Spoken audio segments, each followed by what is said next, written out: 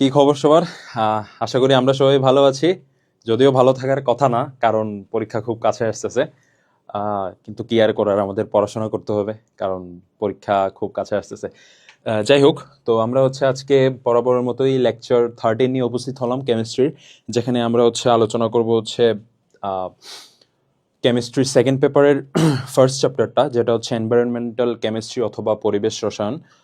তো as usual আমাদের এই পার্টটা দুইটা পোর্শনে ডিভাইড থাকবে, একটা এগ্রি কন্টেন্ট আর একটা জিএসটি কন্টেন্ট। তো তোমাদের যার যেটা প্রেফারেবল মনে হয় সে সেটা করে নিতে পারো। আচ্ছা, তো এই চ্যাপ্টারটা শুরু করার আগে আমরা কয়েকটা কথা একটু ভালো করে বুঝে নিতে হবে এবং এটা মনে রাখতে হবে। এখানে কিন্তু আমাদের দুইটা পার্ট আছে। একটা আমাদের কিছু জিনিস মনে রাখার, মানে কিছু জিনিস আমাদের মুখস্থ, কিছু জিনিস আমাদের ম্যাথ, আর কিছু জিনিস আমাদের থিওরি। মানে সোজা কথা, আমাদের মুখস্থ পার্টটাতে আমাদের বুঝে না বুঝে জিনিসটা মুখস্থ করতে হবে। আর ম্যাথমেটিক্যাল পার্ট তো আমাদের বুঝতে পারতেছে, আমাদের সূত্র অনুযায়ী, যেহেতু আমরা ক্যালকুলেটর ইউজ করতে পারবো না, তো আমাদের ওইভাবেই ম্যাথগুলো সলভ করার ওয়ে শিখতে হবে। আমরা দেখবা যে আমাদের অনেক ক্যালকুলেশন অনেক কমপ্লেক্স, বাট আমরা সামহাউ কিছু অ্যাজাম্পশন ধরে নিয়ে দেখবা আজকের ক্লাসটাতেই আমরা অনেক ম্যাথ সলভ করব, যেখানে আমাদের লাগতে পারে যে আমাদের সলভটা মনে হয় অনেক কঠিন, বাট আলটিমেটলি কিছু যদি আমরা ধারণা বা অ্যাজাম্পশন ধরে নিই, তাইলে দেখা যায় যে আমাদের ম্যাথ পার্টটা করতে তো ঝামেলা লাগে না। আর আমাদের কিছু থিওরি আছে এখানে, এখানে তোমার বেসিকগুলো ক্লিয়ার রাখতে হবে, এবং এই বেসিকগুলো যদি তোমার ক্লিয়ার থাকে, তাইলে আমাদের ওই টপিক রিলেটেড যে কোনো কোয়েশন আমরা ইজিলি সলভ করতে পারবো। তো কথা না বাড়ায় আমরা আসলে চলো ক্লাসটা শুরু করি। তো আমাদের দেখি প্রথম কোয়েশনটা কি। আমাদের প্রথম কোয়েশনটা যে আমাদের 10 মোল গ্যাস আছে এ, আর এবং 30 মোল গ্যাস আছে বি, এবং আমাদের মোট চাপ দেয়া আছে 12 ATM। তাহলে বলছে যে এ গ্যাসের আংশিক চাপটা কত হবে। আমাদের এ গ্যাসের আংশিক চাপ কত হবে সেটা আমাদের জানতে চাইছে। আচ্ছা, তো আমরা কি জানি? আমরা জানি না আংশিক চাপের সূত্রটা কি। আংশিক চাপ ইকুয়াল টু মূল ভগ্নাংশ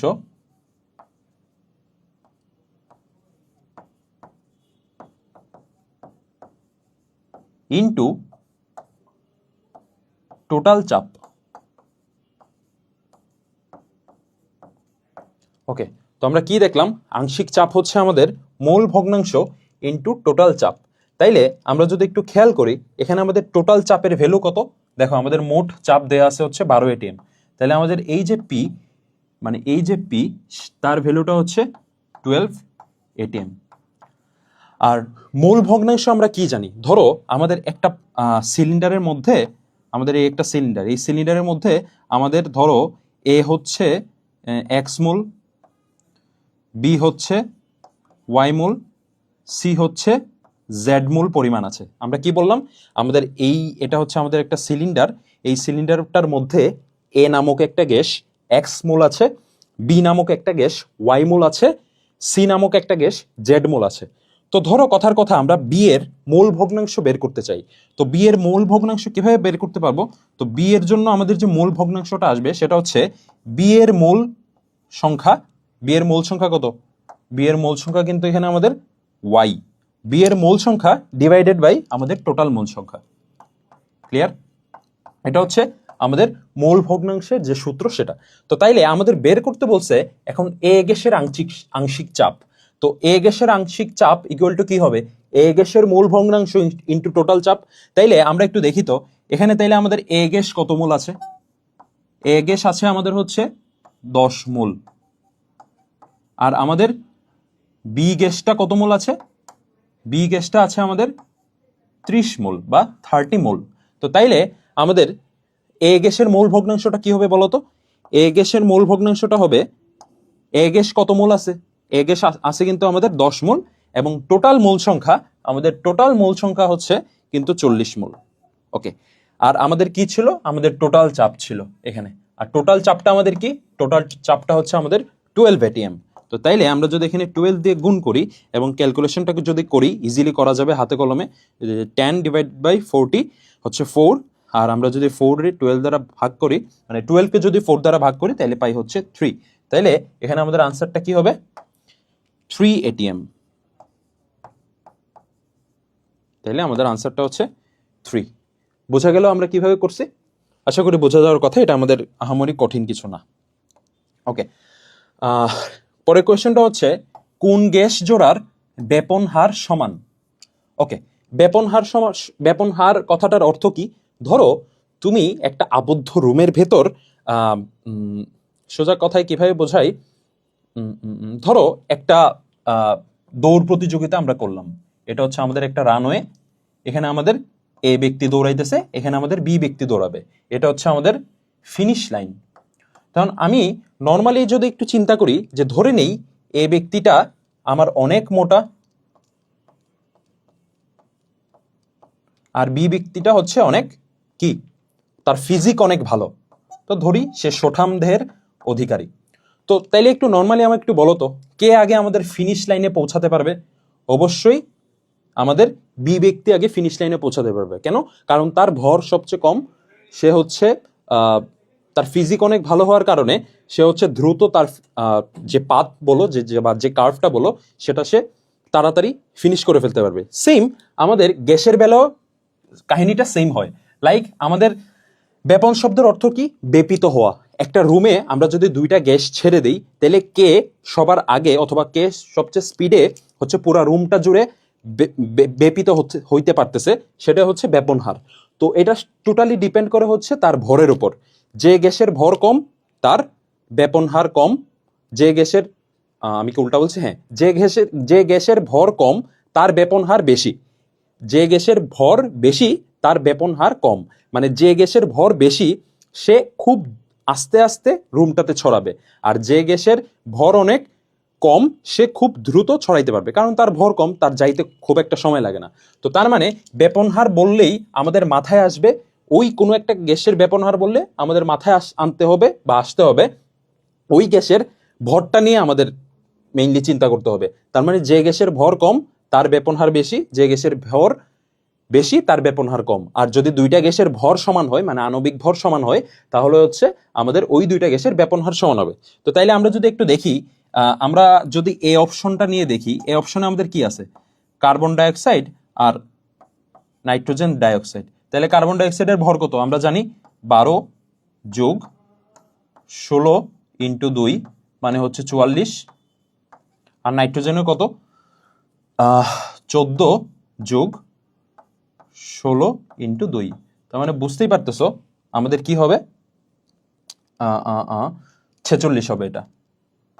তো তার মানে যেহেতু এই দুইটার আণবিক ভর সমান না, তো তার মানে এদের ব্যাপন হারও সমান হবে না। এবং এখানে কার ব্যাপন হার বেশি হবে? ব্যাপন হার বেশি হবে কিন্তু এই কার্বন ডাইঅক্সাইডের। আমরা মানে এখানে যদি আমরা একটু আলাদাভাবে একটু চিন্তাও করে নিই যে এখানে আমাদের ব্যাপন হার বেশি কার হবে? কার্বন ডাইঅক্সাইড আর নাইট্রোজেন ডাইঅক্সাইডের মধ্যে কার্বন ডাইঅক্সাইডের। কেন? তার আণবিক ভর কম। ওকে, আমরা হচ্ছে কার্বন ডাইঅক্সাইড আর নাইট্রোজেন ডাইঅক্সাইড নিয়ে কথা বললাম। এরপরে আমরা কথা বলি হচ্ছে ধরো কোনটা নিয়ে কথা বলবো? ধরো লাস্টেরটা নিয়েই কথা বলি, যে N2O আর NO2। তাইলে এটার ভর কত হবে? এটার ভর হবে 14 ইন্টু 2 যোগ 16, আর এটার ভর হবে 14 যোগ 16 ইন্টু 2। তাইলে আমাদের প্রথমটা কি আসতেছে দেখো, 14 দুগুণ 28, 28 যোগ 16, 28 যোগ 16 কত আসবে? 44 আসবে। নাকি ভুল বলছি নাকি? 28 যোগ 16, 28-এর সাথে এদিকে 2 30 আর এদিকে 14, হ্যাঁ 44 ঠিক আছে। আর 14 যোগ 16 ইন্টু 2 কত আসবে? 16 ইন্টু 2, 16 দুগুণ 32, 32 আর 14 যোগ করলে 46। তো তার মানে তাদের আণবিক ভরও যেহেতু সমান না, তো তার মানে তাদের ব্যাপন হারও সমান হবে না। এবং এখানে কার ব্যাপন হার বেশি হবে? ব্যাপন হার কিন্তু এখানে আমাদের বেশি হবে এই N2O এর। কেন? কারণ তার আণবিক ভর কম। ওকে, তার মানে আমরা দুইটা অপশন নিয়ে চেক করলাম, দেখলাম তাদের আণবিক ভর সমান না।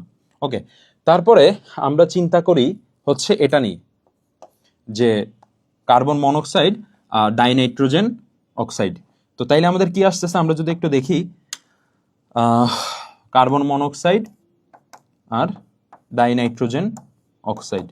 তো তাইলে আমরা যদি একটু কার্বন মনোক্সাইডেরটা দেখি, কার্বনের কত 12 আর এটা হচ্ছে কত 16, কত আসে 12 যোগ 16 28, আর এটার কত আসবে 14 গুণ 2 যোগ 16, তার মানে আমার কত আসতেছে 28 যোগ 16, তার মানে 44।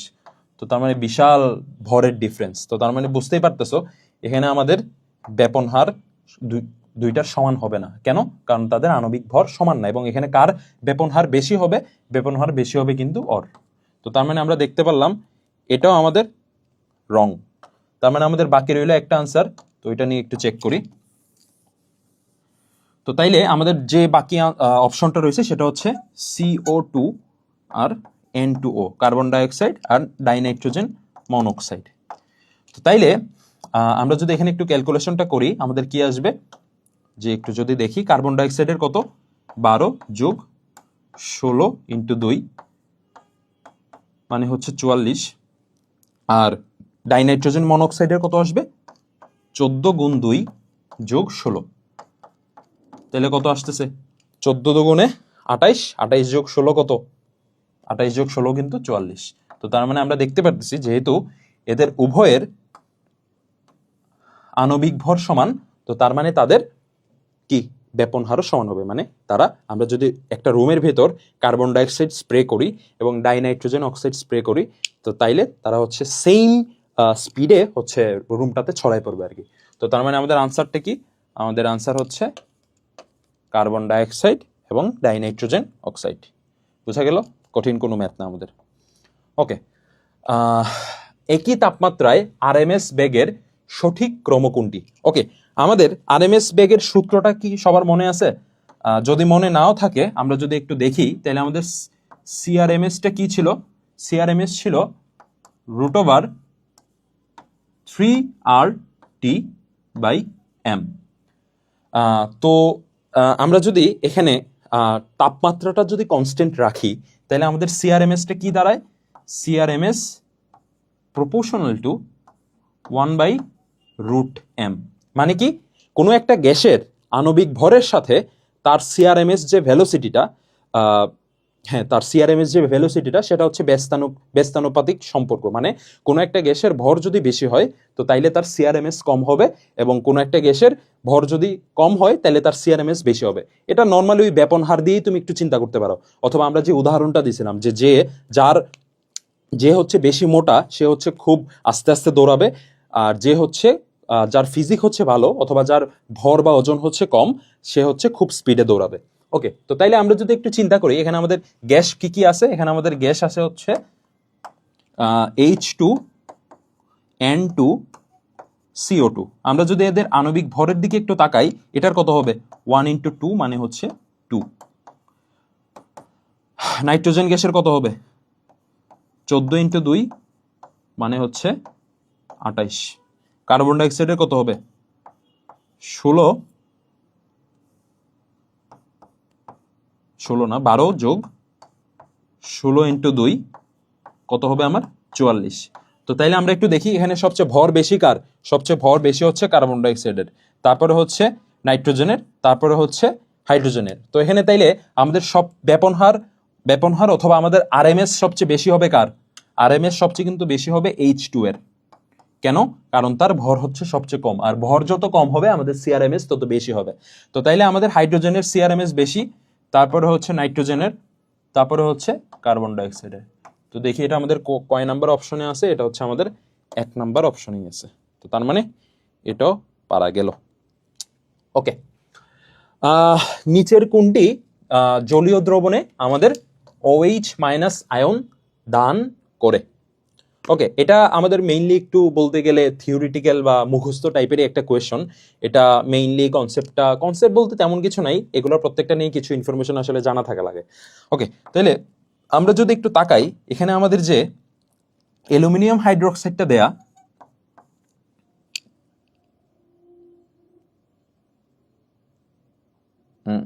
হ্যাঁ, অ্যালুমিনিয়াম যে হাইড্রোক্সাইডটা দেয়া সেটা হচ্ছে আমাদের পোরলি ইনসলিউবল। মানে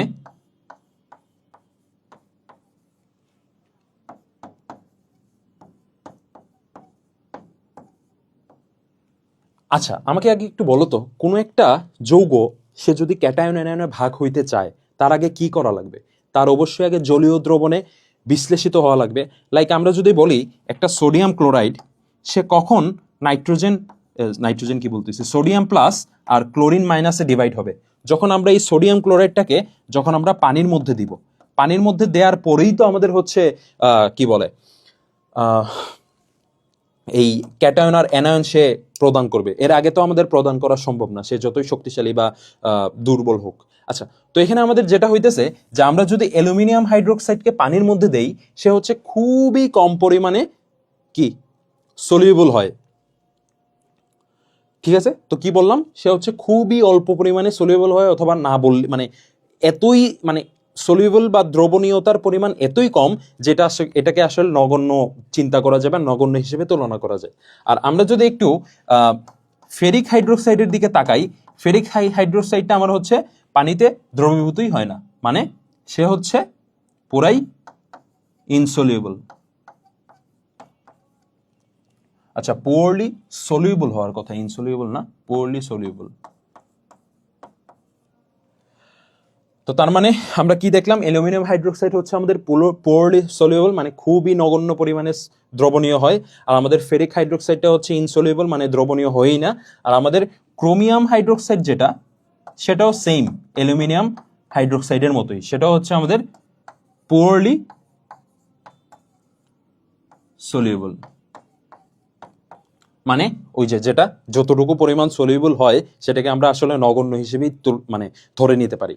তো তার মানে আমাদের বাকি রইল কি, অ্যামোনিয়াম হাইড্রোক্সাইড। অ্যামোনিয়াম হাইড্রোক্সাইড আমাদের উল্লেখযোগ্য পরিমাণে পানিতে দ্রবীভূত হয় এবং উল্লেখযোগ্য পরিমাণ OH মাইনাস সে দান করে। মানে আলটিমেটলি আমরা যদি অ্যামোনিয়াম হাইড্রোক্সাইডকে পানির মধ্যে দেই, তাইলে সেটা উল্লেখযোগ্য বা মোটামুটি ভালো একটা পরিমাণ NH4 প্লাসে ডিভাইড হয় এবং OH মাইনাসে ডিভাইড হয়। তো তার মানে আমরা কি দেখতে পারতেছি, এই চারটার মধ্যে আমাদের একমাত্র অ্যামোনিয়াম হাইড্রোক্সাইডটাই হচ্ছে জলীয় দ্রবণে OH মাইনাস আয়ন দান করে। তো তার মানে এখানে আমাদের আনসার হবে এটা।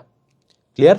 এটা হচ্ছে আমাদের জেনে রাখা লাগবে আর কি আগে থেকে, যে কোন মানে দেখবা যে আমাদের বইয়ে যদি একটু তাকাই তাইলে দেখবা যে আমাদের বিভিন্ন মৌলের বা আমাদের হচ্ছে হাইড্রোক্সাইডগুলার জলীয় দ্রবণের প্রকৃতি কীরকম ওইগুলো নিয়ে বিশ্লেষণ করা আছে। তো চাইলে এটা আরও ইন ডিটেলস জানতে চাইলে আমরা বইয়ের ওই টপিকটা পড়তে পারি আর কি। কয়েকটা স্পেসিফিক কয়েকটা জিনিস যদি জেনে নিই তাহলে দেখা যায় যে ওই টপিক থেকে আমাদের যে কোনো MCQ সলভ করা আমাদের ইজি হয়। ওকে, আমাদের কোয়েশনটা, পরের কোয়েশন কি, নিচের কোনটি হচ্ছে লুইস অ্যাসিড? ওকে, আমাদের একটা ভালো জিনিস সেটা হচ্ছে লুইস অ্যাসিড। তো লুইস অ্যাসিড মানে কি, লুইস অ্যাসিডের সংজ্ঞাটা কি? সোজা কথা, লুইস অ্যাসিডের সংজ্ঞাটা কি এবং লুইস ক্ষারের সংজ্ঞাটা কি? আচ্ছা, যেহেতু এখানে আমাদের অ্যাসিড বলছে তো আগে আমরা অ্যাসিড নিয়ে আলোচনা করি। তো তার মানে আমাদের হচ্ছে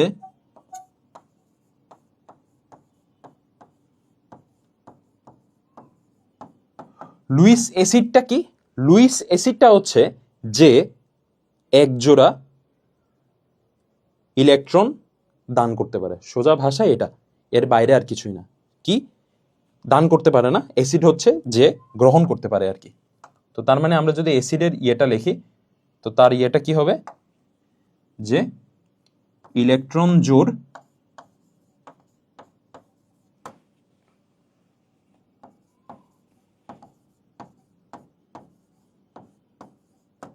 গ্রহণ করে। আর লুইস ক্ষারটা আমাদের কি, বা লুইস বেস,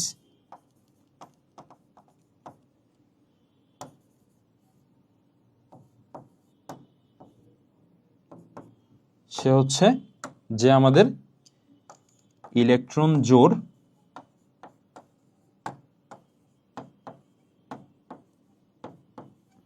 দান করে। তো ইলেকট্রন জোড় গ্রহণ করে, ইলেকট্রন জোড় দান করে, এটা আবার কি বোঝায়, মানে এটা আসলে অ্যাকচুয়ালি কি? লাইক আমরা যদি একটা উদাহরণ দেখি তাইলে আমরা কি বলছিলাম, লুইস অ্যাসিডটা কি? লুইস অ্যাসিডটা হবে যে কি করে, অ্যাকসেপ্ট করে। আর লুইস বেসটা কি, যে হচ্ছে ডোনেট করে। কি কি অ্যাকসেপ্ট করতেছে এবং কি ডোনেট করতেছে? Electron pair. ওকে, তো তাইলে প্রথমে আমরা একটা লুইস বেইজের উদাহরণ দিই। ওকে, বেইজের উদাহরণ দিই, লুইস বেইজ। লাইক এটা চিন্তা করতে পারি এমন একটা এমন একটা যৌগ যেখানে আমাদের নেগেটিভ আয়ন আছে অথবা আমাদের মুক্তজোড় ইলেকট্রন আছে। লাইক কিরকম, লাইক হচ্ছে আমাদের NH3 অথবা OH মাইনাস, আমি দুইটা দিয়েই বুঝাই দিতেছি। লাইক NH3টা কিভাবে লুইস বেইস, আমরা যদি একটু NH3 এর স্ট্রাকচারটা একটু যদি খেয়াল করার ট্রাই করি, তাহলে NH3 তে আমরা দেখতে পারবো যে এই N এর মধ্যে আমাদের একটা মুক্তজোড় ইলেকট্রন আছে, N এর মধ্যে একটা লোন পেয়ার ইলেকট্রন আছে, পেয়ার মানে দুইটা ইলেকট্রন আছে। তো তাইলে সে কি করতে পারবে, সে অন্য একটা মৌলকে অথবা যৌগকে এই ইলেকট্রন পেয়ারটা দেওয়ার ক্ষমতা রাখে। তো সে যদি দিতে পারে তো তাইলে আমরা কি বলবো তাকে, ইলেকট্রন লুইস বেইস। ওকে, তো তাইলে OH মাইনাসটা একটু যদি OH মাইনাসটার দিকে যদি একটু তাকাই, এটা অ্যাকচুয়ালি কি করতেছে, আলটিমেটলি একটা ইলেকট্রন মানে কি, আমরা যখন একটা মাইনাস দিই, মাইনাসের অর্থ কি বোঝায়, মাইনাসটা অর্থ বলতে বোঝায় কিন্তু আমাদের দুইটা ইলেকট্রন। লাইক আমরা যদি চিন্তা করি এই OH মাইনাসটা আসছে কিভাবে, তো তাইলে আমরা যদি একটু দেখি OH মাইনাসটা কিভাবে আসছে, তো আমরা যদি একটু চিন্তা করি যে H2 এর দিকেই তাকাই, OH মাইনাসটা কিভাবে আমাদের উৎপন্ন হবে, H2 আমাদের যখন H প্লাস আর OH মাইনাসে ডিভাইড হয়ে যাবে তখনই তো আমাদের OH মাইনাসটা আমাদের উৎপন্ন হইতেছে। তো তাইলে এটা কিভাবে পসিবল, আমরা জানি অক্সিজেনের তড়িৎ ঋণাত্মকতা হচ্ছে অনেক বেশি, তো অনেক বেশি হওয়ার কারণে ধরে নেই এই দুইটা ইলেকট্রন সে নিজের দিকে টেনে নিতেছে। তো সে যদি নিজের দিকে টেনে নেয় তো তাইলে কি হয়ে যায়, আমাদের এই OH-টা তো আগে থেকে এইভাবে ছিল এবং এই দুইটা ইলেকট্রন নিজের কাছে টেনে নেওয়ার কারণে এই দুইটা ইলেকট্রন তার কাছে এভাবে থাকতেছে, ঠিক আছে। আর এই H-টা তো আমাদের আলাদা হয়ে H প্লাসে পরিণত হয়ে গেল।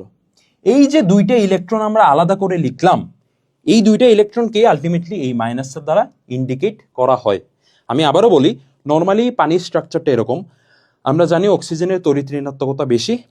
এখন তুমি বলতে পারো যে ভাই তাইলে দুইটা হাইড্রোজেনই কেন চলে যাচ্ছে না, আমরা এমন একটা পরিবেশ বজায় রাখতেছি যে কারণে আমাদের একটা হাইড্রোজেনই মানে সরে যাচ্ছে। লাইক আমরা এমন একটা কোনো একটা যৌগ এখানে রাখলাম যেটা H-কে অ্যাট্রাক্ট করতে পারে, তো এই H-টা যেহেতু এই একটা যৌগের কাছে, তো তাইলে এই H-টাই তো ওর কাছে যাবে, ওই H-টা তো ওর কাছে আর যাবে না। তো এমন একটা যৌগ রাখলাম যেটা আমার এই H-টাকে অ্যাট্রাক্ট করতেছে।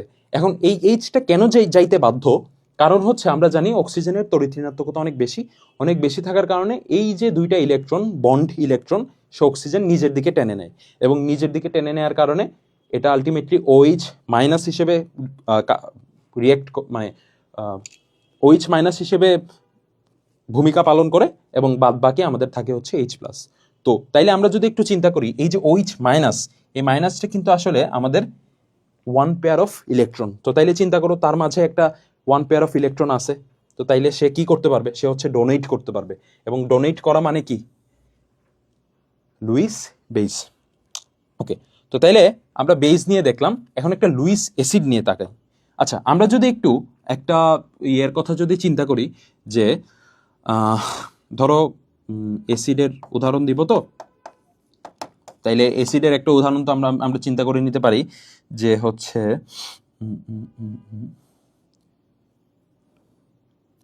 ধরো কথার কথা অ্যালুমিনিয়াম ট্রাইক্লোরাইড, তারপর হচ্ছে H প্লাস। আমরা একটু দুইটা নিয়ে একটু চিন্তা করি, অ্যালুমিনিয়াম ট্রাইক্লোরাইডটা আমাদের কেন হচ্ছে লুইস অ্যাসিড। আমরা যদি অ্যালুমিনিয়ামের স্ট্রাকচারটা একটু যদি আঁকি, Cl Cl Cl, আমরা কি জানি অ্যালুমিনিয়ামের লাস্টের শেলে কয়টা ইলেকট্রন থাকে, তিনটা কিন্তু। তো ওই তিনটা হচ্ছে 1 2 3, আর বাকি শেয়ারটা আসতেছে আমাদের ওই ক্লোরিন থেকে।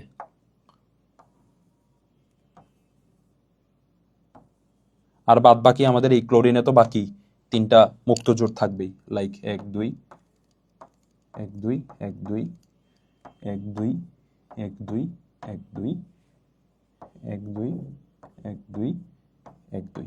তো তাইলে আমরা যদি একটু ভালো করে খেয়াল করি, আচ্ছা একটু তাকাও তো এখানে অ্যালুমিনিয়ামের চারপাশে একটু তাকাও,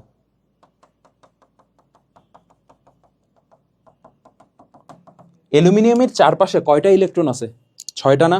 আমরা কি জানি একটা শেলে কয়টা ইলেকট্রন থাকলে সে স্থিতিস্থাপকতা অর্জন করে অথবা সে আর রিয়েক্ট করে না? তার কিন্তু লাস্টের শেলে 8টা ইলেকট্রন থাকা লাগে। কয়টা? 8টা ইলেকট্রন থাকা লাগে। এবং এখানে অ্যালুমিনিয়ামের আছে কয়টা? অ্যালুমিনিয়ামের আছে কিন্তু হচ্ছে 6টা। তো তার মানে সে কি করবে? সে বাইরে থেকে আরো এক জোড়া ইলেকট্রন নিতে পারবে। এবং আমরা কি বলছি যে যখন আমাদের ইলেকট্রন অ্যাকসেপ্ট করে তখন আমরা তাকে বলি হচ্ছে লুইস অ্যাসিড। তো কেন তাইলে আমরা অ্যালুমিনিয়াম ট্রাইক্লোরাইডকে লুইস অ্যাসিড বলতেছি, বোঝা গেল? ওকে, এখন তাইলে একটু H+ এর দিকে তাকাই। H+টা কেন আমার হচ্ছে লুইস অ্যাসিড? আচ্ছা, H+টা অ্যাকচুয়ালি কি আমার বলো তো? H+ কি আমাদের আলটিমেটলি কোনো ইলেকট্রন আছে? আর নর্মালি Hটা কিভাবে থাকে? এরকম যে একটা শেল, একটা ইলেকট্রন, এই ইলেকট্রনটা যখন চলে যায় তখনই তো আমার আলটিমেটলি H+টা হয়, মানে এখানে আমাদের কোনো ইলেকট্রন থাকে না। তো তাইলে H+টা আমার কি করতে পারে? H+টা কি আদৌ বলতে পারবো?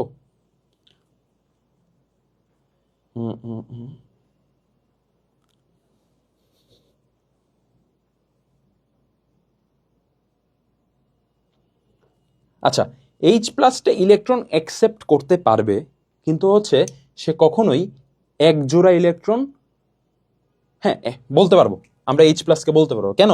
কারণ আমরা যদি একটু চিন্তা করি যে H+টা আলটিমেটলি কি আমাদের কি করতেছে? লাস্টের শেলে কোনো ইলেকট্রন নাই।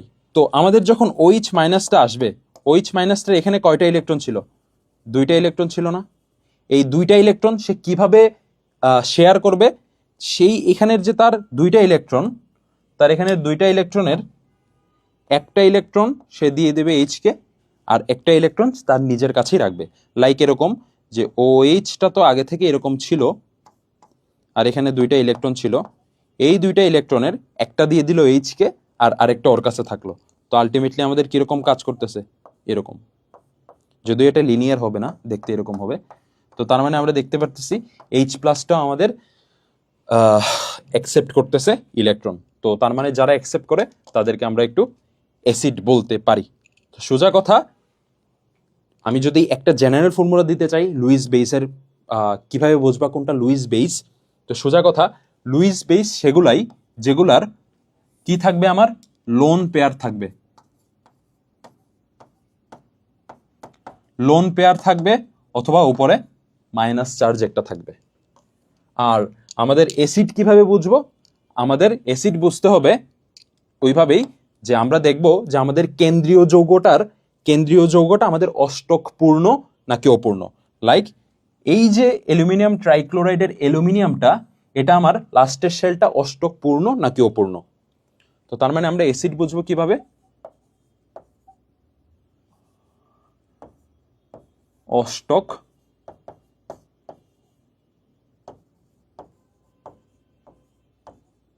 অপূর্ণ থাকবে। ওকে, তো তাহলে আমরা একটু কোয়েশনটা দেখি। আমাদের কোয়েশনটা ছিল নিচের কোনটি লুইস অ্যাসিড। আচ্ছা, আমরা যদি একটু চিন্তা করি, প্রথমে NH3 এর দিকে তাকাই। NH3 এ কি আছে? একটু আগেই বললাম যে মুক্তজোড় ইলেকট্রন আছে, এবং মুক্তজোড় ইলেকট্রন থাকলে সে কি? Lewis base. আচ্ছা, এখন একটু পানির দিকে তাকাই। পানির দিকে একটু যদি তাকাই, তাহলে আমরা দেখতে পারবো এরকম, পানির মধ্যেও কিন্তু মুক্তজোড় আছে।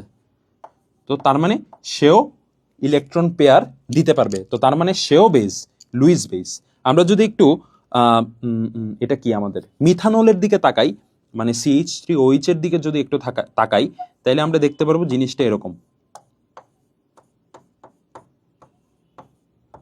তো তার মানে দেখো, এখানে তিনটাতেই, এই তিনটা যৌগতেই আমাদের কিন্তু একটা করে, একটা বলো অথবা একের অধিক আমাদের কি আছে? লোন পেয়ার আছে। এবং লোন পেয়ার থাকার কারণে তারা হচ্ছে লুইস বেস হিসেবে কি বলে, লুইস বেস হিসেবে কাজ করে। এবং আমরা যদি একটু অ্যালুমিনিয়াম ট্রাইক্লোরাইডের দিকে তাকাই, অ্যালুমিনিয়াম ট্রাইক্লোরাইডের কিন্তু অষ্টক অপূর্ণ, লাইক 6টা ইলেকট্রন আছে। তো তার মানে সে কি করতে পারবে? সে চাইলে একটা ইলেকট্রন পেয়ার কোথাও একটা থেকে নিতে পারবে। তো আর যে ইলেকট্রন পেয়ার অ্যাকসেপ্ট করে তাকে আমরা কি বলি? তাকে বলি হচ্ছে আমরা লুইস অ্যাসিড। তো তার মানে বোঝা গেল আমরা লুইস অ্যাসিড কি বা লুইস বেস কিভাবে বের করব। এটাতে আমরা কিছু দেইনি। ওকে ওকে, তাহলে মানে বোঝা গেল কিভাবে করলাম। হ্যাঁ, পরের কোয়েশ্চনটা অনেক সুন্দর। নিচের কোন আয়নের লবণ দ্রবীভূত থাকলে পানি ক্ষর হয়? এটা আমাদের মুখস্থ একটা জিনিস। এটা কিভাবে মনে রাখবো? এটা হচ্ছে আমাদের যখন ক্যালসিয়াম 2+ লবণ থাকবে, তারপর আয়রন 2+ লবণ থাকবে, তারপর ম্যাগনেসিয়াম 2+ লবণ থাকবে, এই তিনটা যখন থাকবে আমরা তখন ওই পানিকে বলবো, মানে সোজা কথা এই তিনটা ক্যাটায়নের লবণ, এই তিনটা ক্যাটায়নের লবণ আমাদের যখন পানিতে দ্রবীভূত থাকবে তখন আমরা ওই পানিটাকে বলবো ক্ষর পানি। তখন আমরা ওই পানিটাকে বলবো ক্ষর পানি। আমার লেখার অনেক বাজে, তো এটার জন্য সবাই একটু ক্ষমা করে দিও। মানে ক্ষমা সুন্দর দৃষ্টি দেখলে আমি অনেক উপকৃত হই আর কি। তো তাইলে এখানে আমাদের আনসারটা কি হবে? দেখো আমাদের আনসারটা হবে ক্যালসিয়াম 2+। ওকে, নিচের কোন গ্যাস অ্যাসিড বৃষ্টির জন্য দায়ী? এটা আমাদের একটা মুখস্থ পার্ট। আমাদের যখন বৃষ্টির পানিতে এগুলো আমাদের যখন বৃষ্টির পানিতে SO2 তারপর হচ্ছে NOx এই গ্যাসগুলো থাকবে, তখন হচ্ছে ওই বৃষ্টিটাকে আমরা অ্যাসিড বৃষ্টি বলবো। লাইক আমাদের কোনো একটা, মানে আমরা নর্মালি কি হয়, আমাদের যখন বৃষ্টি পড়ে ওই বৃষ্টির সাথে আমাদের বায়ুতে অনেক গ্যাস থাকে যেগুলো রিয়েক্ট করে আমাদের মেইনলি অ্যাসিড বৃষ্টি তৈরি করে। তো এখন কথা হচ্ছে কোন গ্যাসগুলো আমার পানির সাথে রিয়েক্ট করলে এগুলোকে আমরা অ্যাসিড বৃষ্টি হিসেবে ট্রিট করব। তো সোজা কথা, একটা হচ্ছে সালফার ডাইঅক্সাইড এবং আরেকটা হচ্ছে NOx। এখন NOx বলতে কি বোঝায়? NOx বলতে বোঝায় আমরা x এর ভ্যালু এখানে 1 ইনপুট করি, তাহলে আমাদের কি হইতেছে NO। x এর ভ্যালু যদি 2 ইনপুট করি NO2, x এর ভ্যালু যদি 3 ইনপুট করি NO3। তো তার মানে সালফার ডাইঅক্সাইড এবং এই তিনটা গ্যাস যদি আমাদের পানিতে থাকে তখন আমরা এই বৃষ্টিটাকে অ্যাসিড বৃষ্টি বলি। তো তাইলে দেখি আমাদের এখানে কোনটা আছে। এখানে আমাদের হচ্ছে সালফার ডাইঅক্সাইড। বোঝা গেল? ওকে, এই এক্স দিয়ে আবার মনে করো না এটা আমাদের হ্যালোজেন, এটা কিন্তু আমাদের নাম্বার বোঝাচ্ছে যে আমরা কখন কোনটা ইউজ করব। ওকে, আমাদের পরের কোয়েশ্চনটা হচ্ছে নিচের কোনটি আদর্শ গ্যাসের ধর্ম থেকে বাস্তব গ্যাসের বিচ্যুতির কারণ? আচ্ছা, আমরা যদি একটু আদর্শ গ্যাসের ইকুয়েশনটা দেখি বা আদর্শ গ্যাসের আমরা যদি একটু সূত্রটা দেখতে চাই, আদর্শ গ্যাসের সূত্র কিন্তু হচ্ছে আমাদের কি পিভি ইকুয়াল টু NRT।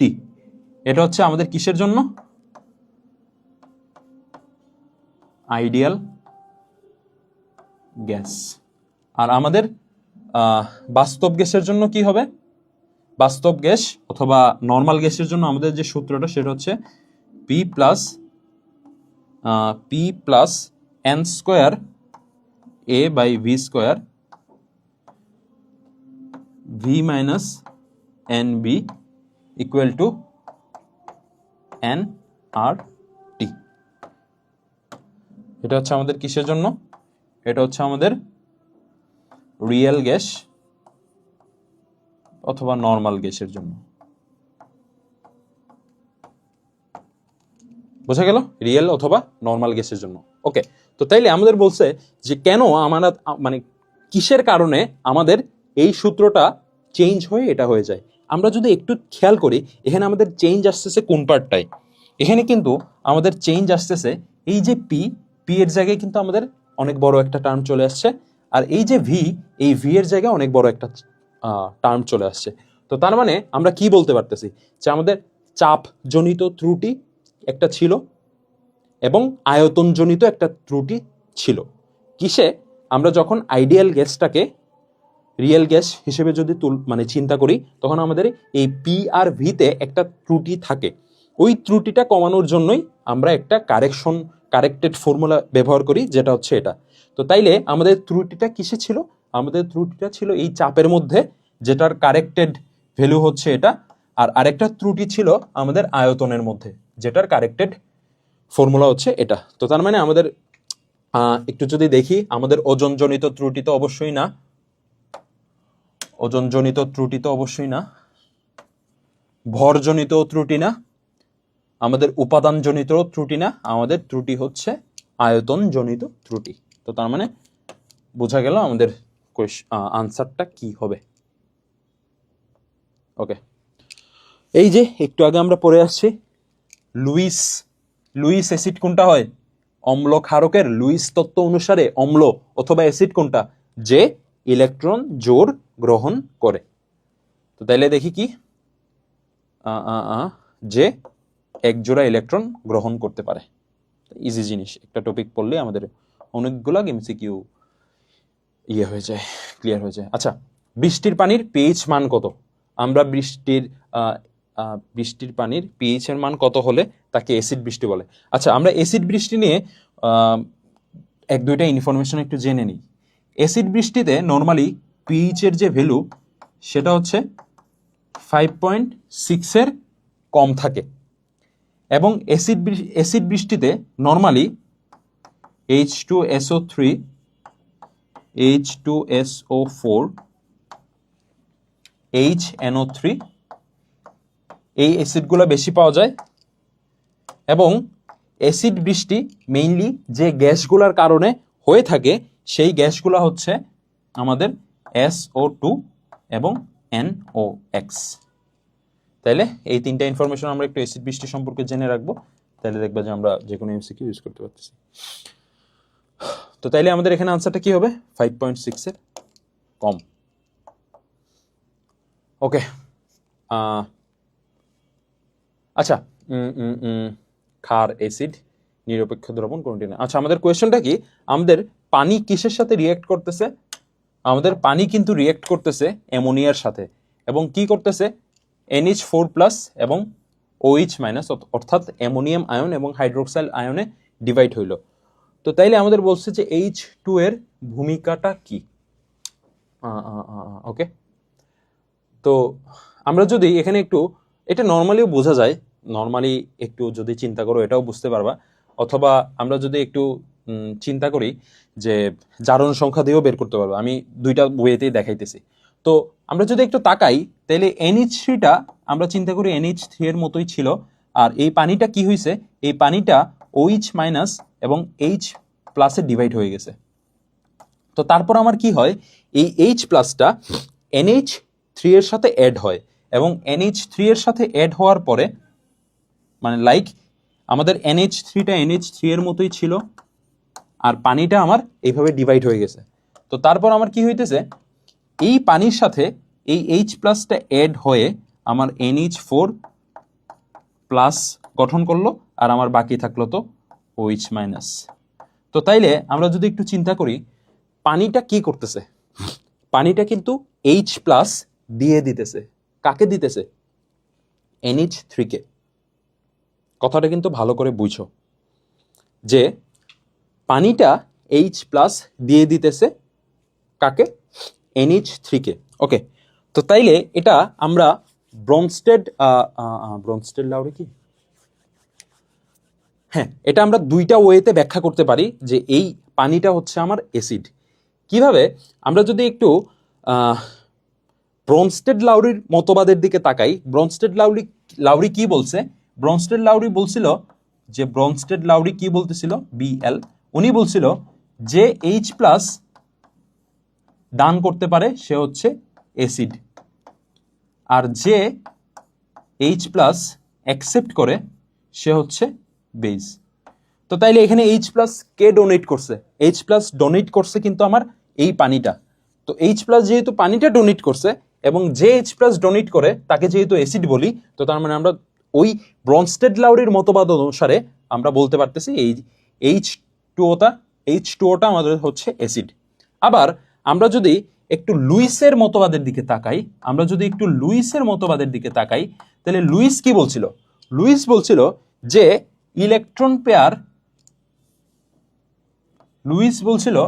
আমাদের ইলেকট্রন পেয়ার ডোনেট করতে পারে সে হচ্ছে বেস, এবং যে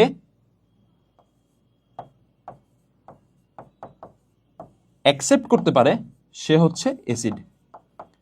তাইলে এখানে আমরা যদি একটু তাকাই, আমাদের এই NH3 এর মধ্যে কিন্তু একটা মুক্তজোড় আছে। তো মুক্তজোড় থাকার কারণে কি হইতেছে, সে এই যে দুইটা ইলেকট্রন সে H+ কে দিয়ে দিতে পারতেছে। তো যে ইলেকট্রন পেয়ার দেয় সে কি? সে কিন্তু বেস। তো তার মানে এখানে আমাদের বেসটা হচ্ছে NH3, আর NH3 যেহেতু ইলেকট্রন পেয়ার দিতেছে, ইলেকট্রন পেয়ারটা অ্যাকসেপ্ট করতেছে কে? ইলেকট্রন পেয়ারটা অ্যাকসেপ্ট করতেছে কিন্তু ওই যে H+টা সেটা। তো তাইলে এটা এটা যদি অলরেডি বেস হয়ে যায়, এটা আমাদের অটোমেটিক্যালি অ্যাসিড হয়ে যাবে। তো তার মানে বোঝা গেল H2ওটা আমাদের আলটিমেটলি অ্যাসিড হিসেবে ট্রিট করে। ওকে, এই যে আমাদের ম্যাথমেটিক্যাল ক্যালকুলেশনে চলে আসলাম। আমাদের আয়তন কত হবে সেটা বের করতে বলছে। ওকে, আমরা এই ম্যাথগুলো একটু বুঝে বুঝে করার ট্রাই করব, যেহেতু আমাদের ক্যালকুলেটর নাই, আমাদের একটু ভালো করে বুঝে করতে হবে। ওকে, তো তাইলে আমরা যদি একটু তাকাই যে আমাদের এখানে কি কি দেয়া আছে। আমাদের দেয়া আছে হচ্ছে আমরা নর্মালি কি জানি, পিভি ইকুয়াল টু NRT। তো তাইলে এখানে আমাদের পি এর ভ্যালু কত? পি এর ভ্যালু হচ্ছে 0.526, লাইক 0.526। আর ভি এর ভ্যালু কত? ভিটা আমাদের বের করতে হবে। এন এর ভ্যালু কত? নাইট্রোজেন গ্যাস যেহেতু, তার মানে 15/28। আর এর ভ্যালু কত? যেহেতু আমরা লিটার অ্যাটমসফিয়ার ইউনিট ইউজ করতেছি, তার মানে 0.0821 ইন্টু টি এর ভ্যালু কত? যেহেতু 27 ডিগ্রি সেলসিয়াস, তার মানে 300। ওকে, তো তার মানে আমাদের এখান থেকে ভি এর ভ্যালুটা বের করতে হবে। দেখো আমাদের কি করতে হবে, ভি এর ভ্যালুটা বের করতে হবে। ওকে, হ্যাঁ, তো এটা কিভাবে বের করতে পারি? দেখে তো লাগতেছে অনেক, মানে না জানি কি ক্যালকুলেশন, এটা এত বড় ক্যালকুলেশন আমি তো বের করতে পারবো না। বাট ভয় পাওয়ার কোনো কারণ নাই, আমি ইজিলি বুঝাই দিতেছি। এখন এখানে তোমার ঝামেলা যেটা হচ্ছে, তুমি যদি একেবারে একুরেট ভ্যালুটা বের করতে চাও, তাহলে তোমার এখানে অনেক টাইম লাগবে। বাট আমাদের একুরেট ভ্যালু বের করার কোনো দরকার নাই। আমরা একটু যদি ট্রিকিলি একটু যদি সলভ করি, তাহলে আমরা অলরেডি বুঝে যাইতে পারবো জিনিসটা মানে কিভাবে আসলে আনসারটা আসবে। আচ্ছা, আমাদের কাজ কি বলো তো? আমরা যদি একটু বাম দিকে তাকাই, আমাদের কি আছে? 0.526। আচ্ছা, 0.526টাকে আমরা 0.5 হিসেবে তুলনা করতে পারি। তো 0.5 হিসেবে যদি তুলনা করি, তো তাইলে এখানে কি থাকে আমাদের? 1/2। দেখলা আমরা কিভাবে 0.526টাকে ইজিলি ভাঙাই ফেললাম। এটাতে আমাদের আহামরি কোনো ঝামেলা হবে না। ওকে, তাইলে বাদ বাকি কি কাজ আমরা যদি একটু দেখি, এই টুটা যদি এদিকে যায়, তো আমাদের কি হয়ে যাবে? এই হাফের যে নিচের টুটা, এটা যদি ওইদিকে যায়, আমাদের কি হয়ে যাবে? ইন্টু 2। ওকে, তো তার মানে আমাদের ভি ইকুয়াল টু আসতেছে এটা। আচ্ছা, ভালো কথা। তাইলে আমরা যদি 15-র সাথে ওই 2 গুণ করি, তাহলে আমাদের কি আসতেছে? উপরে আসতেছে 30, নিচে আসতেছে 28। ওকে, তো তার মানে আমাদের এই পার্টের কাজ শেষ,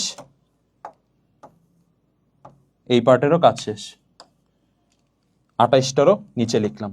আচ্ছা, আমরা যদি একটু চিন্তা করি, তাহলে আমার একটু বলো তো, আমি এই 300টাকে এভাবে লিখতে পারি না যে 3 × 100 লিখতে তো পারি। ওকে, তো এখন আমরা কি করব? এই 100টাকে এটার সাথে গুণ দিয়ে দিই। 100টাকে এটার সাথে গুণ দিলে আমরা কি পাইতেছি? পাইতেছি হচ্ছে, মানে আমরা কি করলাম? আমরা এই 100টাকে এটার সাথে গুণ দিলাম। তো গুণ দিলে কি পাচ্ছি? 8.21। আর আমাদের বাকি থাকলো কি? আমাদের বাকি থাকলো 3।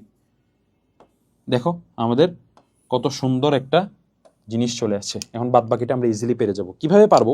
আচ্ছা, একটু চিন্তা করো তো, আমাদের এই পার্টের ভ্যালু কত আসবে? আমাদের এই পার্টের ভ্যালু কিন্তু 24-এর চেয়ে একটু বড় আসবে, তাই না? 24.63। ঠিক আছে, এটা আমাদের আসবে 24.63। আর আমাদের এই পার্টটা কি একের চেয়ে বড় না? তাই তো, এই পার্টটা আমাদের কি একের চেয়ে একটু বড় হবে, লাইক 1 পয়েন্ট সামথিং। তো আলটিমেটলি আমরা কি পাচ্ছি? যে 24.63 ইন্টু 1-এর চেয়ে বড় কিছু একটা। তো তাইলে এটা কি হইতে পারে দেখো তো? 24.63 ইন্টু 1-এর চেয়ে একটু বড় সংখ্যার গুণফল কিন্তু আলটিমেটলি আমাদের 25-এর কাছাকাছি কোনো একটা নাম্বার হবে। এটা গুণ করলে আমরা পাবো হচ্ছে 25-এর কাছাকাছি কোনো একটা নাম্বার। তো তার মানে আমাদের এখানে কারেক্ট আনসারটা হচ্ছে কি 25। কিভাবে করলাম বোঝা গেল? এটা কিন্তু আমাদের আহামরি দেখে লাগতেছে অনেক জটিল একটা ক্যালকুলেশন, বাট আমরা যদি একটু চিন্তা করে করি এখানে কিন্তু আমরা ইজিলি বের করতে পারবো। তো কিভাবে করছে আশা করি বোঝা গেছে। ওকে, তারপরে কোয়েশ্চনটা হচ্ছে স্থির চাপে নির্দিষ্ট ভরের কোনো গ্যাসের আয়তন এবং তাপমাত্রার সম্পর্কটা কি, মানে আয়তন এবং তাপমাত্রার সম্পর্কটাকে কিসের সূত্র বলে? তো তাইলে আমরা যদি একটু দেখি, অ্যাভোগাড্রোর সূত্র মেইনলি কি বলে? আয়তনের সাথে মোলের সম্পর্ক। গ্রাহামের সূত্র কি বলে? গ্রাহামের সূত্র কিন্তু এই যে ব্যাপন হারের যে আমরা সূত্রটা জানি সেটা কিন্তু গ্রাহামের সূত্রই, মানে আর আমি যদি একটু এভাবে লিখি যে আমাদের এই অপশনটার জন্য আমাদের যে সূত্রটা সেটা হচ্ছে ভি প্রপোর্শনাল টু এন। আমাদের বি গ্রাহামের সূত্রটা হচ্ছে আর প্রপোর্শনাল টু 1/√m। আমাদের সি এর জন্য যেটা সেটা হচ্ছে চার্লসের সূত্র। চার্লসের সূত্রটাই হচ্ছে আমাদের আলটিমেটলি ভি প্রপোর্শনাল টু টি। আর আমাদের বয়েলের সূত্রটা কি ছিল? আমাদের বয়েলের সূত্রটা ছিল পি প্রপোর্শনাল টু 1/v। তো তাইলে আমরা যদি একটু তাকাই, এখানে আমাদের ভি এর সাথে টি এর সম্পর্ক কোনটা ইন্ডিকেট করে? চার্লসের সূত্রই কিন্তু আমাদের ইন্ডিকেট করতেছে। তো তাইলে আমরা এটা ইজিলি পারতে পারবো। ওকে, নিচের কোনটি তীব্র অম্লধর্মী অক্সাইড? নিচের কোনটি তীব্র অম্লধর্মী অক্সাইড, মানে নিচের কোন অক্সাইডটা আমাদের হাইলি অ্যাসিডিক হিসেবে কাজ করবে? তো আমরা কি জানি ধাতুর অক্সাইডকে কি বলে? আমরা পড়ছিলাম না যে ধাতুর অক্সাইড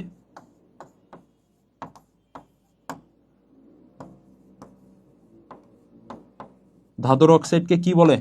বলো। ক্ষার বলে। ধাতুর অক্সাইডকে বলে ক্ষার, আর অধাতুর অক্সাইডকে বলে অ্যাসিড। এটা তোমাদের জানা কথা। তো তাইলে আমরা একটু দেখি এখানে আমাদের কি কি আছে। আমাদের আছে হচ্ছে সোডিয়ামের অক্সাইড, অ্যালুমিনিয়ামের অক্সাইড, ম্যাগনেসিয়ামের অক্সাইড, সালফারের অক্সাইড। এখানে তাইলে আমাদের এখানে ধাতুগুলা কি কি? আমাদের ধাতুগুলো হচ্ছে এগুলা, আর আমাদের অধাতু হচ্ছে সালফার। তো তার মানে এখানে একমাত্র আমাদের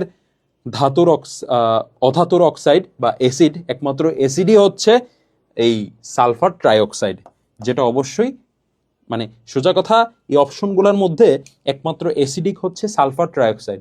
তো এটাই তো সবচেয়ে বেশি হবে। এটা হচ্ছে একটা পয়েন্ট। আরেকটা জিনিস হচ্ছে এই যে আমাদের অ্যালুমিনিয়াম ট্রাইঅক্সাইড যেটা সেটা কিন্তু আমাদের উভধর্মী হিসেবে কাজ করে। লাইক এটা আমাদের অ্যাসিড হিসেবেও কাজ করে, এটা আমাদের বেস হিসেবেও কাজ করে। ক্লিয়ার? তো আলটিমেটলি এটা যেহেতু উভধর্মী, তো এটার চেয়ে আলটিমেটলি সালফার ট্রাইঅক্সাইডটাই বেশি অ্যাসিডিক আর কি।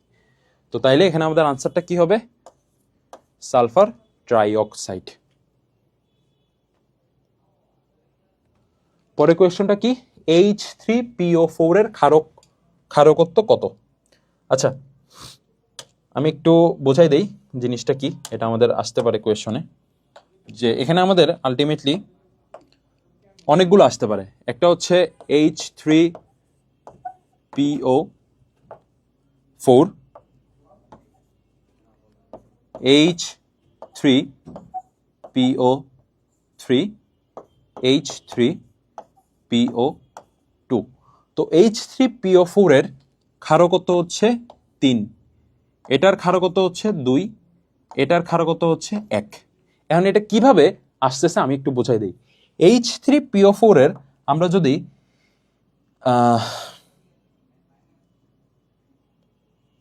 এটা একটু দেখি, H3 ক্ষারকত্ব কি? হ্যাঁ, অম্লেরই তো ক্ষারকত্ব হয়, মানে আলটিমেটলি এগুলো হচ্ছে অ্যাসিডের ক্ষারকত্ব হয় এবং ক্ষারকের অম্লত্ব হয় আর কি। তো আলটিমেটলি এটা 3 বলতে কি বোঝায়? আমরা যদি একটু H3PO4 এর ইয়েটা আঁকি, তাহলে এটা আলটিমেটলি যেভাবে থাকতেছে সেটা হচ্ছে এরকম।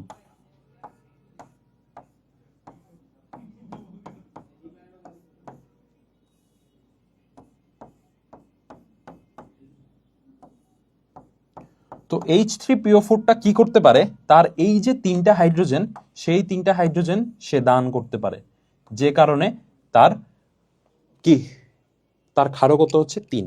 আমরা যদি একটু H3PO3 এর দিকে তাকাই, H3PO3টা দেখতে কিরকম,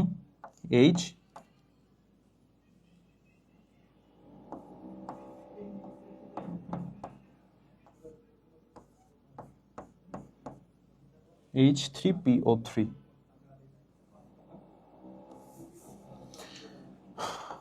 P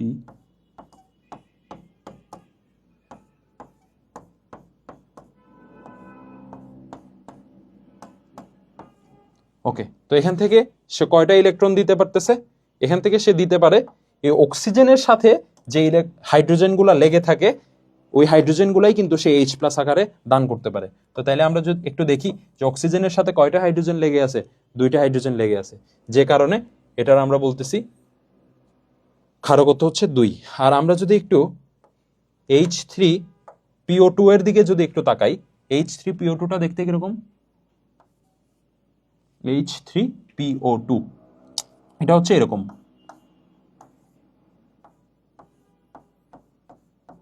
H3।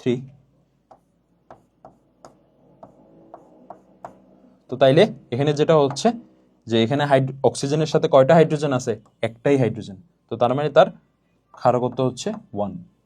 তো এটা আমরা একটু থিওরি সহ বুঝে গেলাম, এগুলো স্ট্রাকচারও আঁকতে দিতে পারে, মানে অনেক জায়গায় চাইতে পারে, তো আমরা একেবারে 2টাই পড়ে ফেললাম। তো এখানে আমাদের H3PO4 এর ক্ষারকত্ব কত হবে, 3 হবে।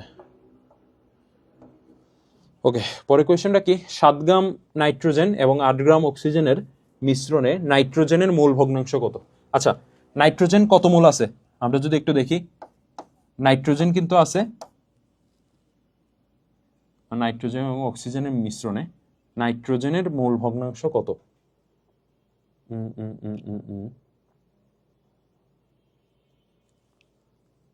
আচ্ছা, নাইট্রোজেনেরটা আমরা যদি চিন্তা করি, নাইট্রোজেনেরটা কি 7/28 না, আর অক্সিজেনেরটা কি 8 গ্রাম যেহেতু আছে, তার মানে 8/32। তো তাইলে এটা কত আসে, 1/4, আর এটাও আসে 4/28, 4/8 32। আচ্ছা, এখানে মনে হয় নাইট্রোজেনটা, আচ্ছা এখানে তো গ্যাস বলে নাই, মনে রেখো এখানে কিন্তু আমাদের গ্যাস বলে নাই, মানে আমরা N2O2 নিয়ে আমরা চিন্তা করতে পারবো না, আমাদের ডিরেক্ট N আর O নিয়ে চিন্তা করা লাগবে। লাইক আমরা যদি একটু দেখি, নাকি এভাবেই চিন্তা করবো, আচ্ছা সমস্যা নাই, আমরা 2টা নিয়ে চিন্তা করলে আমাদের একই আনসার আসবে, আমরা গ্যাস নিয়েও চিন্তা করতে পারি। তো আমাদের নাইট্রোজেনটা কি ছিল, নাইট্রোজেনটা ছিল 7/28, আর অক্সিজেনটা কি ছিল 8/32। তো আমরা কি পাইতেছি,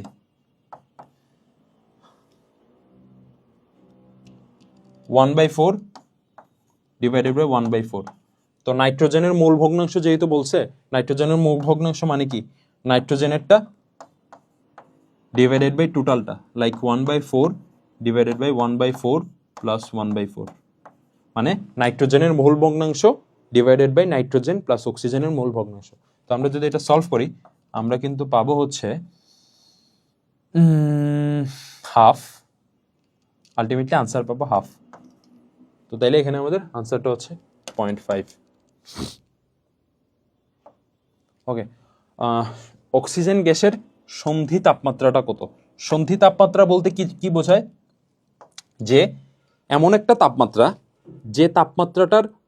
যে তাপমাত্রার উপর আমরা যতই চাপ দেই না কেন, আমরা একটা গ্যাসকে আর তরলে রূপান্তর করতে পারবো না। মানে আমাদের একটা লিমিটেড টেম্পারেচার, যেটার উপর আমরা যদি প্রেসার দিই, তাহলে আমরা হচ্ছে ওইটাকে আর তরলে রূপান্তরিত করতে পারবো না। তো তাইলে আমাদের এটার জন্য আমাদের কয়েকটা ইনফরমেশন জানা থাকতে হবে। লাইক আমরা যদি একটু চিন্তা করি যে আমাদের কার্বন ডাইঅক্সাইডের জন্য কত, আমাদের কার্বন ডাইঅক্সাইডের এই সন্ধি তাপমাত্রাটা হচ্ছে 31.5 ডিগ্রি, আর আমাদের অক্সিজেনের জন্য সেটা হইতেছে -118.4 ডিগ্রি সেলসিয়াস। এই দুইটা একটু জানা থাকলে বেটার আর কি। তো তাহলে আমাদের এটা আনসার হচ্ছে -118.4 ডিগ্রি সেলসিয়াস। ওকে, সেম আমাদের আরেকটা কোয়েশ্চন, পিভি ইকুয়াল টু এনআরটির। তো আমরা আমাদের আণবিক ভর বের করতে বলছে। তো আণবিক ভরের জন্য আমরা সূত্রটা কি জানি, যে পিভি ইকুয়াল টু W/m/RT না? তো এখানে আমাদের এমটা বের করতে হবে। তো এম ইকুয়াল টু কি WRT/PV। তো এখানে আমাদের ডাব্লিউটা কি বলো তো, কি লিখছি, এটা তো আমাদের ডাব্লিউ হবে,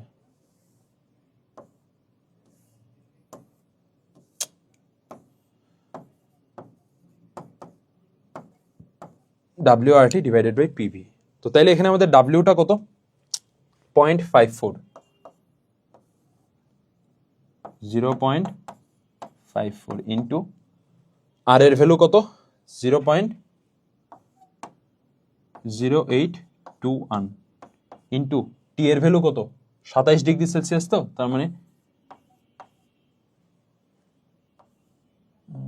300। আচ্ছা আমরা এটা একটু একটু নিচে লিখি। তো তার মানে আমাদের কি আসতেছে একটু দেখি, ডাব্লিউটা কি, আমাদের ডাব্লিউর ভ্যালু হচ্ছে কিন্তু 0.54, আর এর ভ্যালু কত 0.0821, টি এর ভ্যালু কত 300, পি এর ভ্যালু কত 760 মিলিমিটার এইচজি চাপ, মানে কিন্তু আমাদের 1 ATM। এটা একটু মাথায় রেখো। এখানে যেহেতু আমরা লিটার অ্যাটমসফিয়ার একক ইউজ করছি, তো তার মানে আমাদের প্রেসারের ইউনিটটা অ্যাটমসফিয়ারে রাখতে হবে এবং ভলিউমের ইউনিটটা আমাদের লিটারে রাখতে হবে। তো তার মানে আমাদের 300 মিলিলিটার হচ্ছে 0.3 লিটার, 0.3। ওকে, তো তাইলে একটু চিন্তা করো তো, এটা আমরা কিভাবে ক্যালকুলেট করতে পারি? দেখে লাগতেছে না আমাদের অনেক কঠিন, বাট এটা কঠিন না। আমরা একটু যদি চিন্তা করি যে দেখো আমাদের এখানে 0.3 আছে আর এখানে 3 আছে, 300 আছে। তো 300কে আমরা যদি 0.3 দিয়ে ডিভাইড করি আমাদের কি থাকে বলো তো? 300কে 0.3 দিয়ে ডিভাইড করলে আমাদের থাকে কিন্তু 1000। তো তাইলে দেখো এই পার্টটা ইজিলি করা যাচ্ছে। ওকে, মানলাম করা গেল। আচ্ছা, তাইলে আমাদের 1000-এর সাথে আমরা যদি এখন এটাকে গুণ করি আমাদের কত হয় বলো তো? 1000-এর সাথে এটাকে যদি গুণ করি আমাদের কত হবে? 1 2 3, তিনটা ঘর পরে আমাদের ডটটা আসবে। তো তার মানে আমাদের আলটিমেটলি যেটা থাকতেছে সেটা হচ্ছে 0.54টাকে তো আমরা টাচই করে নিই, এটা এটার মতোই থাকলো, এবং 1000টাকে যদি এটার সাথে গুণ করি তো তাইলে কি থাকতেছে 82.1 ডিভাইডেড বাই 1। ওকে, ভালো কথা। তো তাইলে আমাদের আলটিমেটলি এখন দেখতে হবে যে 82.1 ইন্টু 0.54 কি আসে। আচ্ছা, এটা থেকেও কিন্তু আমাদের ডিরেক্ট আমরা যদি ক্যালকুলেশন নাও করি তাও কিন্তু একটু বোঝা যায়। আচ্ছা, নর্মালি একটু চিন্তা করো তো, আমরা যদি 82.1কে 82.1কে আমরা 82ই চিন্তা করে নিই, আহামরি কোনো ঝামেলা হবে না। 82কে আমরা যদি 0.5 দিয়ে গুণ করি তাহলে আমাদের কি আসে 41। ঠিক আছে, ওকে, তো তাইলে 41 আসতেছে। তো তার মানে এখন কথা হচ্ছে আমরা তো এখানে 0.5 দিয়ে আর গুণ করতেছি না, আমরা গুণ করতেছি কিন্তু 0.54 দিয়ে, 0.54 দিয়ে গুণ করতেছি। তো তার মানে জিনিসটার ভ্যালু অবশ্যই 41-এর চেয়ে বেশি হবে। এন্ড 41-এর চেয়ে বেশি তো আমাদের অনেকগুলো অপশন, 42, 44, 43। তো তার মানে আমরা কিভাবে বুঝবো? এটা বোঝার জন্য আমাদের ক্যালকুলেশনটা একটু করতেই হবে। লাইক আমরা 82.1-এর সাথে 0.54-এর গুণটা করতে হবে। তো আমরা যদি এভাবে একটু করে নিই, আরেকটা সুবিধা এভাবে বলা যায় যে আমরা যদি একটু গুণটা করে নিই যে 821 ইন্টু 54, লাইক আমরা এটাকে এভাবে লিখতে পারি আর কি, 100 আর 10, লাইক 54 ইন্টু 821 ডিভাইডেড বাই আমাদের কি হবে 1000। কারণ কেন? কারণ এই পয়েন্টটাকে আমরা জাস্ট নর্মাল ইন্টিজার হিসেবে লিখছি আর কি। তো তো এটা যদি আমরা একটু গুণ করি, আমরা এই গুণটা একটু নিজেরা করে নিও, এই গুণটা আহামরি কোনো কষ্ট না, তা আমি করে দিই। 4 একে 4, 4 দুগুণে 8, 4 আটা হচ্ছে 32। আর এদিকে আমাদের কি থাকতেছে, এদিকে আমাদের থাকতেছে একটু লিখি আবার ভালো করে, 4 একে 4, 4 দুগুণে 8, 4 আটা 32, আর থাকতেছে কি 5 একে 5, 5 দুগুণা 10, 5 একে 5, 5 দুগুণা 10,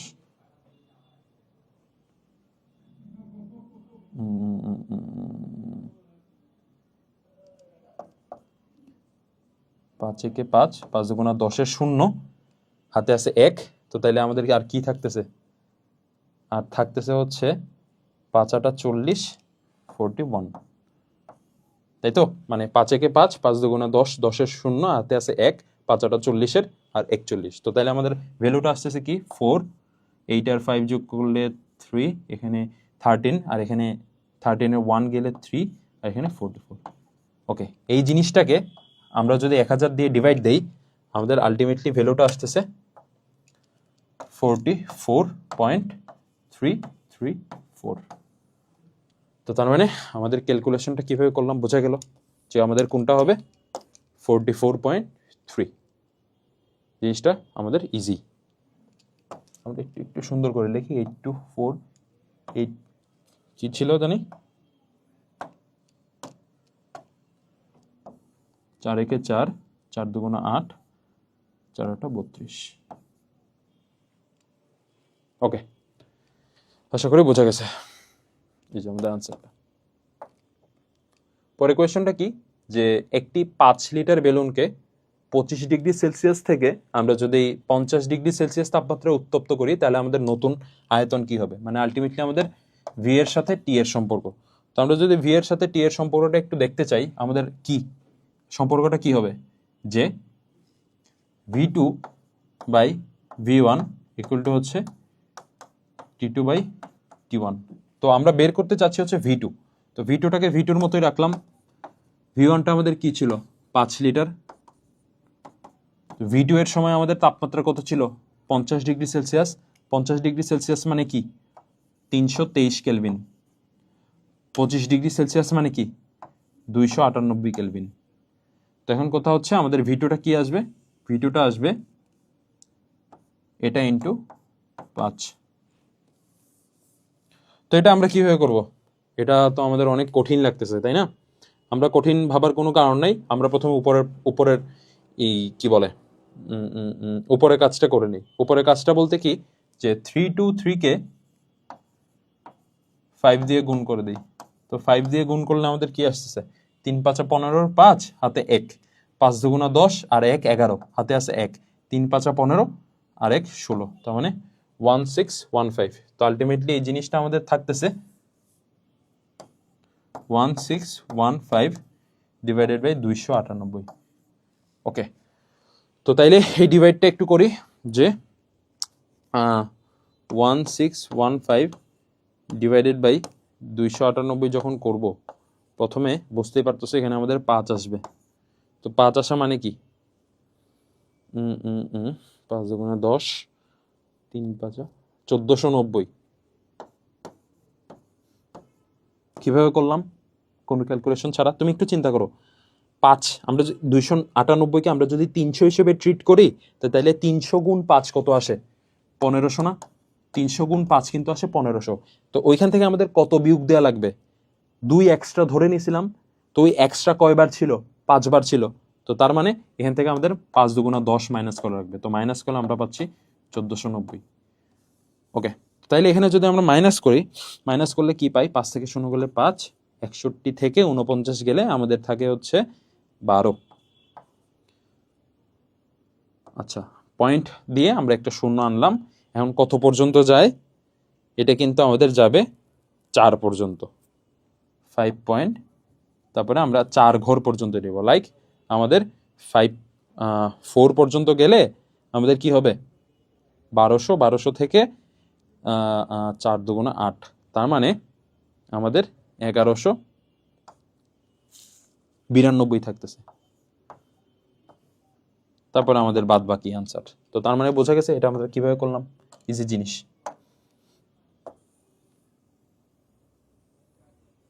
তার মানে আমাদের আনসারটা কি হবে, আমাদের আনসারটা হবে 5.4। ওকে, কি বলছে, যে সকল যৌগ প্রোটন দেয় আবার প্রোটন নেয় সে কি, সে কিন্তু উভধর্মী। লাইক কিরকম বলতে পারি, আমরা একটু চিন্তা করি যে ধরো HSO4-, তো সে কি করতে পারবে, সে চাইলে একটা হাইড্রোজেন নিয়ে H2SO4 হইতে পারবে, অথবা একটা হাইড্রোজেন দিয়ে সে SO4-2- হইতে পারবে। তো সে যখন নিতেছে তখন সে কি হিসেবে কাজ করতেছে, বেস, আর সে যখন ছাড়তেছে তখন সে কাজ করতেছে অ্যাসিড। তার মানে একটা যৌগ যখন প্রোটন দেয় আবার প্রোটন নেয় তাকে আমরা অ্যামফোটেরিক অথবা উভধর্মী যৌগ বলি। অ্যামফোটেরিকের বাংলা হচ্ছে উভধর্মী যৌগ। ওকে, আমাদের অনুবন্ধী ক্ষারক। ওকে, আমরা জাস্ট একটা জিনিস বলে নিই যে ধরো আমরা অ্যাসিড আর বেজের একটা রিয়াকশন করি, ঠিক আছে, লাইক সোডিয়াম হাইড্রোক্সাইড আর HCl, এটা করব। আচ্ছা সোজা ভাষায় বলি যদি,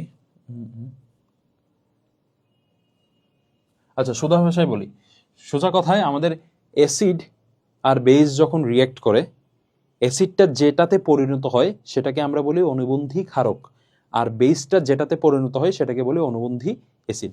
তাইলে আমরা যদি এখানে একটু চিন্তা করি যে আমাদের এখানে অ্যাসিড কোনটা আর বেস কোনটা, একটু চিন্তা করো তো। আমাদের H2SO4 আছে আর কি আছে, H2O আছে। তো এটা রিয়্যাক্ট করার পর কি হইল, H2SO4 কি করলো, H+ ছেড়ে দিল, H+ ছেড়ে দিয়ে সে হইতেছে HSO4-, আর সে H+ গ্রহণ করে সে হইল H3O+। তো তাইলে H+ নিতেছে কে, অ্যাকসেপ্ট করতেছে কে, H+ অ্যাকসেপ্ট করতেছে হচ্ছে পানি। তো তাইলে এখানে আলটিমেটলি ইয়েটা কি, আমাদের অ্যাসিড কোনটা, আমাদের অ্যাসিড কিন্তু হচ্ছে এই সালফিউরিক অ্যাসিডটা। আচ্ছা, তো আমাদের কোয়েশ্চনটা ছিল যে এখানে আমাদের অনুবন্ধী ক্ষারক কোনটা। তো আমরা যদি এখানে একটু চিন্তা করি যেখানে আমাদের কি হচ্ছে, তাহলে এই H2SO4 এর যেটা হইতেছিল, যে H2SO4টা আমাদের H+ আর HSO4- ডিভাইড হয়ে যাচ্ছিল। আর তারপর কি আমার কি হইতেছিল, তারপর আমাদের এই পানির সাথে আমাদের কি হচ্ছিল, এই H+টা যাচ্ছিল, অ্যাড হয়ে আমাদের কি হইতেছিল H3O+। তাইলে আমরা যদি একটু চিন্তা করি এখানে আমাদের H+টা কে দিতেছে, H+ ডোনেট করতেছে, H+ ডোনেট করতেছে কে, H2SO4, আর H+ অ্যাকসেপ্ট করতেছে কে, H+ অ্যাকসেপ্ট করতেছে, H+ অ্যাকসেপ্ট করতেছে আমাদের H2O। তাইলে এখানে আমাদের অ্যাসিড কোনটা, আমাদের এখানে অ্যাসিড হচ্ছে এটা, আর আমাদের বেজ হচ্ছে এটা। তা আমরা সবসময় জানি যে আমাদের অ্যাসিডটা যেটাতে কনভার্ট হবে সেটাকে আমরা বলি অনুবন্ধী ক্ষারক। তো অ্যাসিডটা আমাদের কনভার্ট হইতেছে কিসে, আমাদের অ্যাসিডটা কনভার্ট হইতেছে HSO4-, তার মানে অ্যাসিডটা আমাদের কনভার্ট হইতেছে কনজুগেট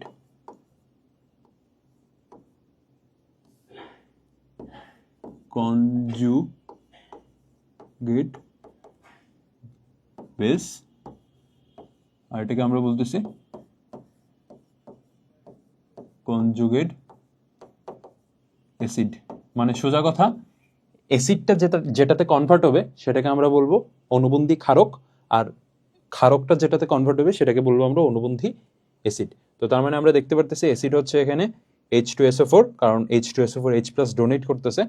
আর এটা আমাদের কনভার্ট হচ্ছে কিসে? এটা আমাদের কনভার্ট হচ্ছে HSO4 মাইনাসে। তো আমাদের অনুবন্ধী ক্ষারকটা হচ্ছে HSO4 মাইনাস। ওকে, আমাদের পরের কোয়েশ্চেনটা হচ্ছে যে সেম PV ইকুয়াল টু NRTর ম্যাথ। তো আমরা যদি একটু দেখি আমাদের এখানে কি হইতেছে, যে PV ইকুয়াল টু W/M/RT। তো তাহলে এখানে আমাদের পিটা কত? আমাদের পিটা হচ্ছে 1 ATM। আমাদের বের করতে হবে ভি। ডাব্লিউটা কি? ডাব্লিউটা হচ্ছে আমাদের 1000 গ্রাম। আমাদের জলীয় বাষ্প মানে কিন্তু H2O। তো তার মানে তার ভর হইতেছে 18 ইন্টু আর কি? আর হচ্ছে আমার 0.0821। টি এর ভ্যালু কি? টি এর ভ্যালু হচ্ছে 100 ডিগ্রি সেলসিয়াস। তো তার মানে টি হচ্ছে 373। তো আমরা যদি একটু চিন্তা করি যে তাহলে আমাদের ভি এর ভ্যালুটা কি হবে? ভি এর ভ্যালুটা কিন্তু হবে দেখো, আমরা যদি একটু দেখি যে 1000 দিয়ে আমরা যদি এটাকে গুণ করি, আমাদের কি আসে? 82.1 ডিভাইডেড বাই 18, আর আমাদের বাকি থাকতেছে এখানে 373। তো হচ্ছে এখানে যদি আমরা 82.1 কে 18 দিয়ে ডিভাইড করি, তো তাইলে আমরা কি পাই? আচ্ছা, নর্মালি আমরা এখানে একটু বাকি ক্যালকুলেশনটার দিকে একটু তাকাই, যেখানে আমাদের কি হচ্ছে যে আমরা যদি একটু চিন্তা করি এই পার্টটাতে আমাদের কি আছে? 82.1 ডিভাইডেড বাই 18, আর আমাদের বাকি কি আছে? 373। তো একটা জিনিস একটু খেয়াল করো তো, নর্মালি আমাদের 82.1টাকে এটা আমাদের কিসের বড় আসবে বলো তো? অবশ্যই 4-এর বড় আসবে। কেন? কারণ আমরা জানি 80 ডিভাইডেড বাই 20 হচ্ছে 4। তো তাইলে এখানে আমাদের কি আছে? 80-এর চেয়ে বড় আছে, আবার নিচে আমাদের 20-এর চেয়ে কম আছে। মানে উপরে আমাদের কি আছে? যে 80-র চেয়ে বড়, আর নিচে আমাদের 20-এর চেয়ে কম আছে। তো তার মানে এই পার্টটা অবশ্যই আমাদের 4-এর চেয়ে বড় আসবে। আচ্ছা, নর্মালি ধরে নিই 4-এর চেয়ে কিছু একটা বড়। তো তাইলে 4 গুণ নর্মালি 373 কি আসে?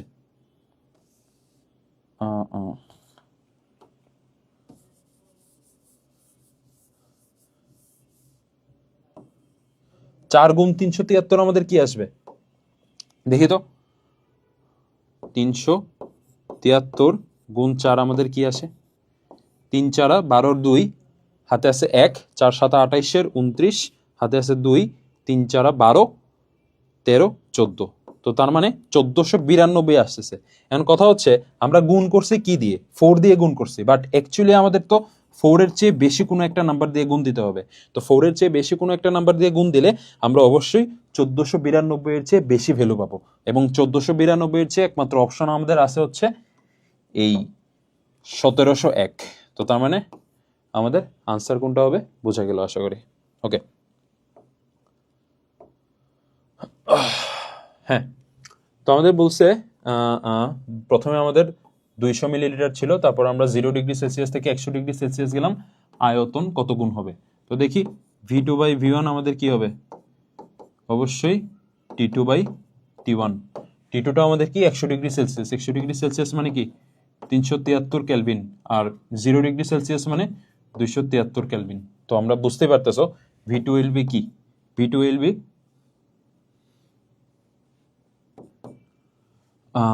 373 ডিভাইডেড বাই 273 ইন্টু V1।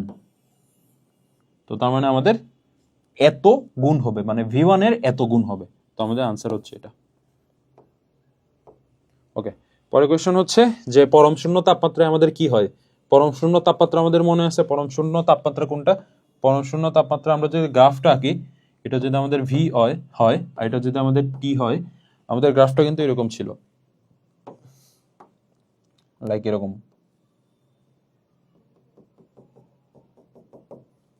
তাই না? মানে এই পার্টটা আমাদের কি ছিল? এইখানে আমাদের টি এর ভ্যালু ছিল 0 কেলভিন অথবা -273 ডিগ্রি সেলসিয়াস। তো এই পয়েন্টে গিয়ে আমাদের কি হইতেছে দেখতেছি যে এই পয়েন্টে আমাদের ভি এর ভ্যালু কত? এই পয়েন্টে আমাদের ভি এর ভ্যালু 0। তো পরম শূন্য তাপমাত্রায় আমাদের গ্যাসের আয়তন শূন্য হয়ে যায়। ওকে, হ্যাঁ আমাদের কি বলছে সেম, টি এর সাথে কি এর রিলেশন, পি এর রিলেশন। টি এর সাথে পি এর রিলেশন না, চাপটা আমরা ফিক্সড রাখছি, তাইলে আমাদের চেঞ্জ হচ্ছে টি এর সাথে ভি।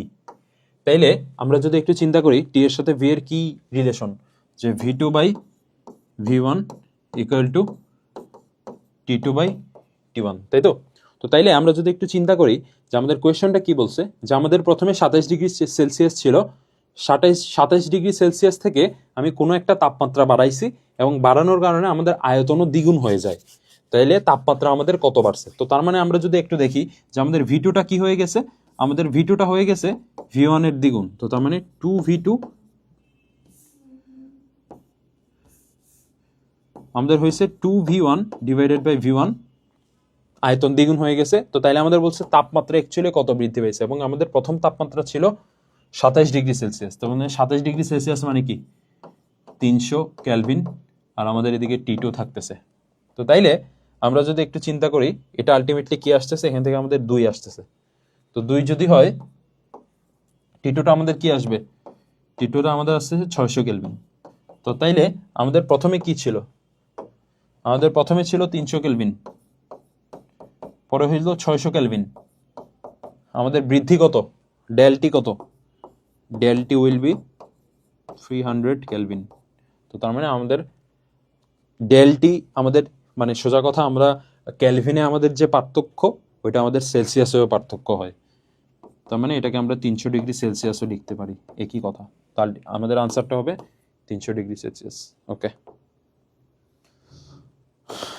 পরেরটা দেখি, স্থির চাপ, আমাদের চাপটা স্থির, আমরা কি চেঞ্জ করতেছি, আমরা চেঞ্জ করতেছি হচ্ছে টেম্পারেচার এবং আমাদের ভলিউম। তো টেম্পারেচার হচ্ছে T1, এটা হচ্ছে V1, আমাদের T2 দেয়া আছে, আমাদের V2 কত বের করতে হবে। তো তাইলে কি V2 by V1 equal to T2 by T1, তাহলে V2টা আমাদের কি, V2টা বের করতে হবে। তো তাইলে V1টা কি আমাদের, V1টা কিন্তু আমাদের হচ্ছে 1500 মিলিলিটার,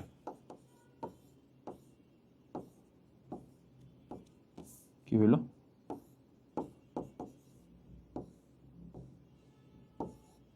1500 মিলিলিটার।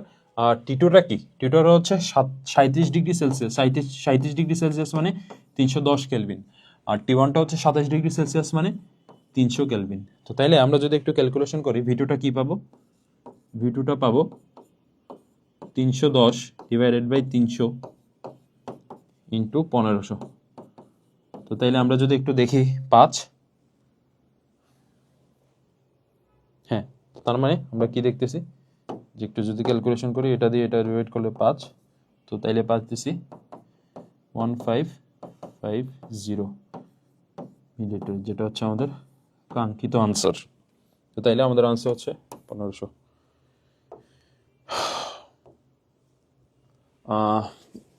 নদীতে বেশি পরিমাণ উদ্ভিদ জাতীয় বস্তু পচলে মাছের জন্য, হ্যাঁ আমাদের কি বলছে, নদীতে বেশি পরিমাণ উদ্ভিদ জাতীয় বস্তু পচলে এটা মাছের জন্য ক্ষতিকারক হয় কেন।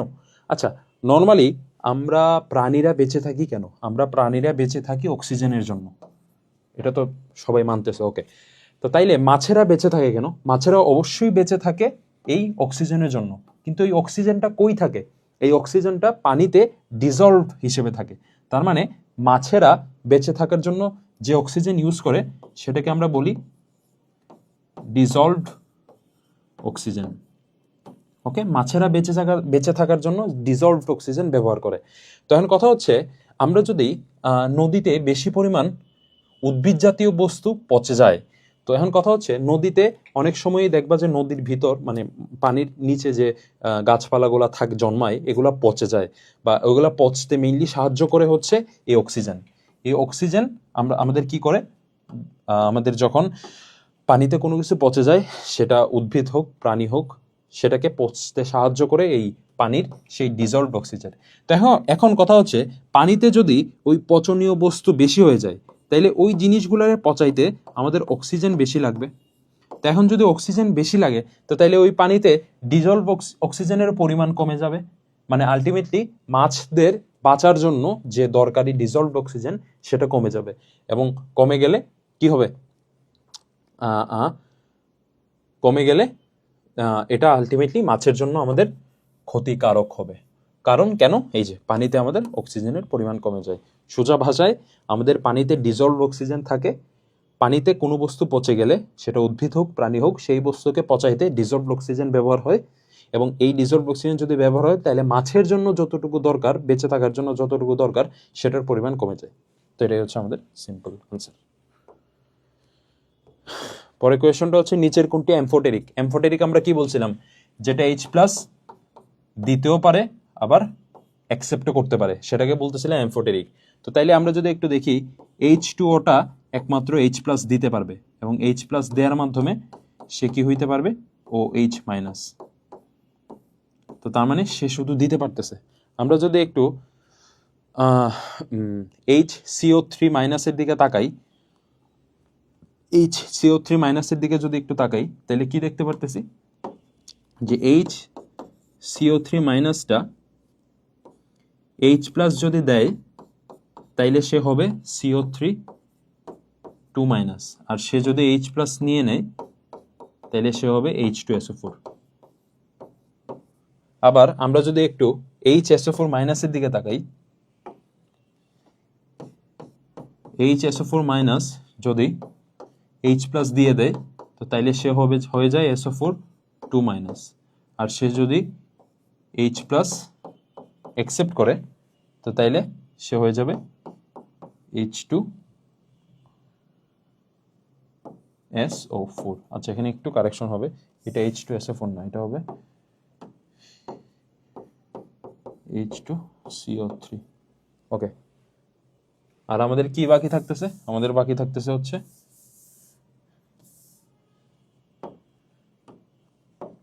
OH-।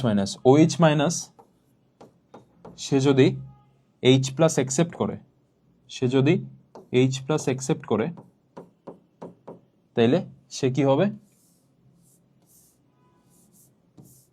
সে যদি H+ অ্যাকসেপ্ট করে তাহলে সে হয়ে যাবে পানি।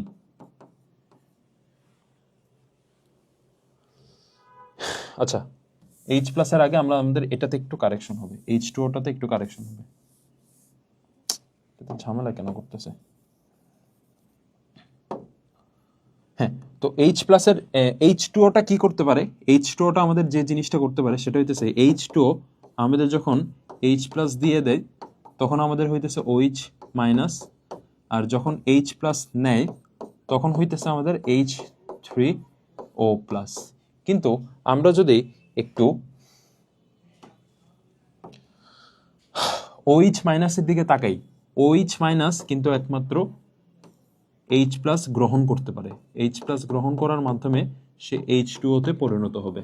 তার মানে সে কিন্তু কোনো H+ আর কাউকে দিতে পারতেছে না। তো তার মানে H+ দিতে পারতেছে এবং নিতে পারতেছে কে কে, H+ দিতে পারতেছে এবং নিতে পারতেছে আমাদের এই H2O, এই HCO3- এবং এই HSO4-। তো তার মানে এই তিনটাই আমাদের হচ্ছে অ্যামফোটেরিক অথবা উভধর্মী।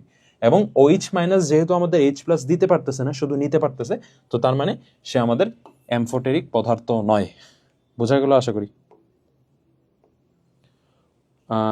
এটা আমাদের একটা জানা কোয়েশ্চন, বা এটা আমাদের মুখস্থ টাইপের কোয়েশ্চন, যে আদর্শ পানিতে আমাদের দ্রবীভূত অক্সিজেনের পরিমাণ কত। নর্মালি আমাদের WHO কর্তৃক আমাদের যে DO এর পরিমাণ,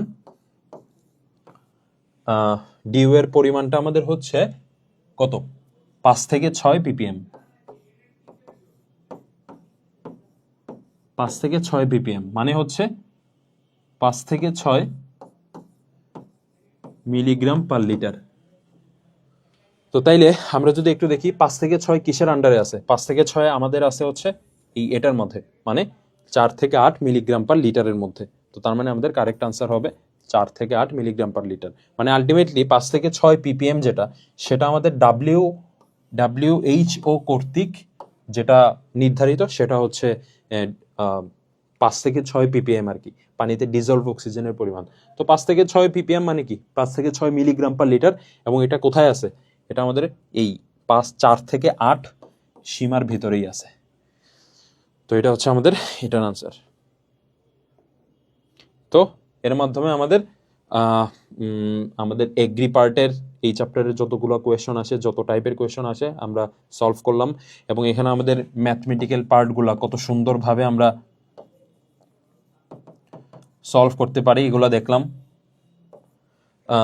কত মানে এগুলাতে আমাদের কোনো ভয়, আমরা হ্যাঁ ক্যালকুলেশনগুলো আমরা যদি একটু তাকাই তাহলে প্রথম দিকে মনে হতে পারে এগুলো না জানি কত কঠিন, বাট আমরা যদি একটু চিন্তা করে একটু ট্রিকিলি বের করার ট্রাই করি তাহলে জিনিসগুলো আসলে কিন্তু অনেক ইজি। এখানে তোমার অনেক কিছু চিন্তা করে নিতে হবে, অনেক কিছু বুঝে নিতে হবে যে আলটিমেটলি আমার আসে হচ্ছে 0.532, এটাকে আমি 0.532 হিসেবে ট্রিট না করে ডিরেক্ট হাফ চিন্তা করি না, কারণ ডিরেক্ট হাফটা হচ্ছে আমাদের 0.5।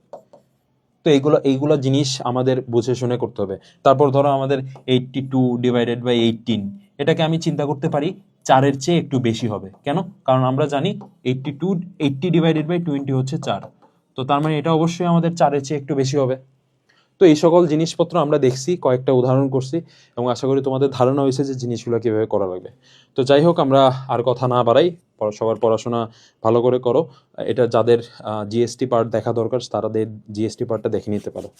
তো এই সবাই ভালো থাকো, সবাই পড়াশোনা করো। টাটা, ভালো থাকো।